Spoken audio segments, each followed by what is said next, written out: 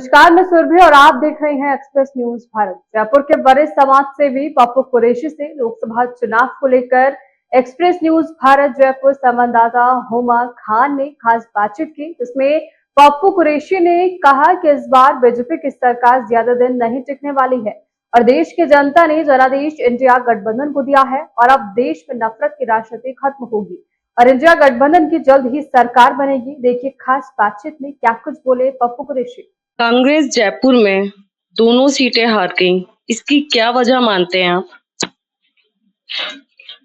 कांग्रेस जयपुर में दोनों सीटें हार गई। देखिए, मेरा ऐसा मानना है कि कांग्रेस जीती है, अब हारी नहीं है। क्योंकि आप देखेंगे ग्रामीण सीट जो पिछली बार कितने अंतर से पिछड़ी थी, उसके बावजूद जिस तरीके से अनिल जी ने चुनाव लड़ा अब की बार, मेरा ऐसा मानना है कि 1615 वोटों से, शायद 1615-20 वोटों से वो हारे हैं। उसमें भी 2500-3000 हजार वोट जो है रिजेक्ट हो गए। अब उसमें कहीं ना कहीं इसको धांधली भी कह सकते हैं। हालांकि वहाँ काफी इस चीज पे चर्चा भी हुई और काफी उन्होंने जो है उसकी एप्लीकेशन भी दी रिकाउंटिंग की, लेकिन उसको खारिज कर दिया गया। जबकि रिकाउंटिंग होनी चाहिए थी जब जनप्रतिनिधि ने मांग की है तो, क्योंकि जब इतनी बड़ी संख्या में चुनाव होता है जहाँ लाखों वोटों की गिनती होती है, वहाँ 1500 वोटों की हार जीत अगर है, अगर उसको शंका है तो उनको रिकाउंटिंग करनी चाहिए थी। तो ये सीट तो जीती हुई हारी है। इसमें कहीं ना कहीं हम जो इसमें देख रहे हैं, कहीं ना कहीं इसमें धांधली हुई सीट में। और रही बात जयपुर सीट की, मेरा ऐसा मानना है जयपुर सीट अगर दूसरे चरण में होता चुनाव तो प्रताप जी जीतते 1.5 लाख वोटों से। क्योंकि जो एक 5 साल 10 साल में जो एक रूमर जो बनाया गया था, वो कहीं ना कहीं दूसरे चरण में जाके टूटने को देखने को मिला कि जो एक हिंदू मुसलमान का जो पिछले 10 साल से चल रहा था, वो इस चुनाव में दूसरे चरण में देखने को मिला। जब बात संविधान की आई, जब बात सुरक्षा की आई, जब बात मुद्दे रोजगार के उठे, जब मुद्दे विकास के उठे, तो कहीं ना कहीं लोगों का ध्यान बाद में डाइवर्ट हुआ वोट। और उसी का परिणाम है कि बीजेपी 303 पे से 240 पे आके सिमट गई। जो ये कह रहे थे हम 400 पार लाएंगे, वो खुद बहुमत का आंकड़ा छू नहीं पाई। तो आपने कई लोकसभा सीटों पर जाकर प्रचार किया है लोकसभा चुनाव में, इंडिया गठबंधन पीछे रह गया, इसकी क्या वजह मानते हैं आप? कहाँ कमी रह गई? देखिए, इंडिया गठबंधन पीछे रह गया, इसमें मैं किसी की कमी नहीं मानता।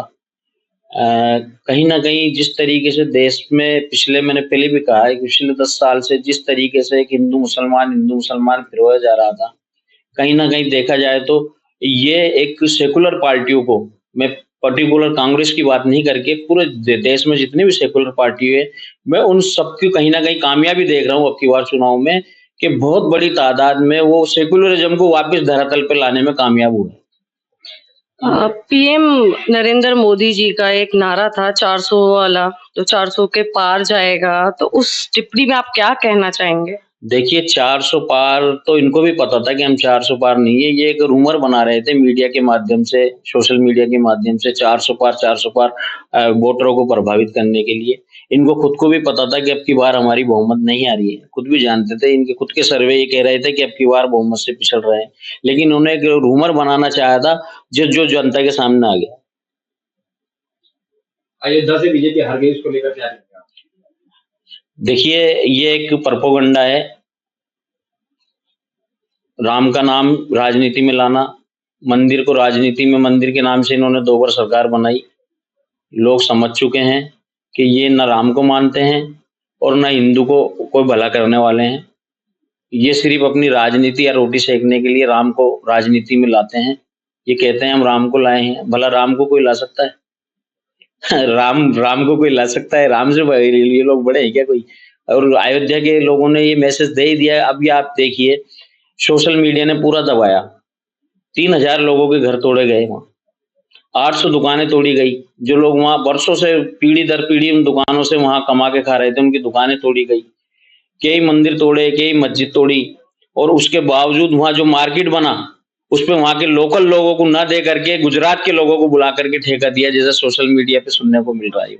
चल रही इंडिया है। गठबंधन अच्छा प्रदर्शन किया है इस बार, तो उसका क्रेडिट आप किसको देंगे? क्या लगता है आपने किसकी मेहनत ज्यादा रही? देखिए, मेहनत तो सबसे पहले तो क्रेडिट जाता है राहुल गांधी जी को, कि उन्होंने जो यात्रा जो निकाली थी, उस यात्रा से काफी लोग जो है प्रभावित हुए, जो उन्होंने मेहनत करी।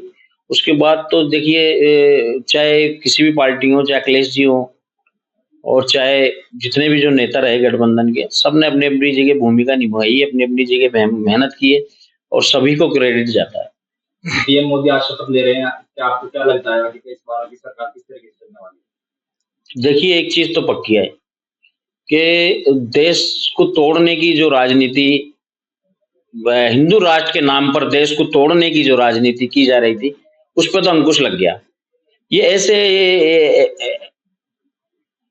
ऐसे कोई भी एक्शन नहीं ले सकते जिससे हिंदू मुसलमान का खेल खेल करके और अपनी कुर्सी मजबूत करें या अपनी कुर्सी, अपना राजभोग निभाते रहें।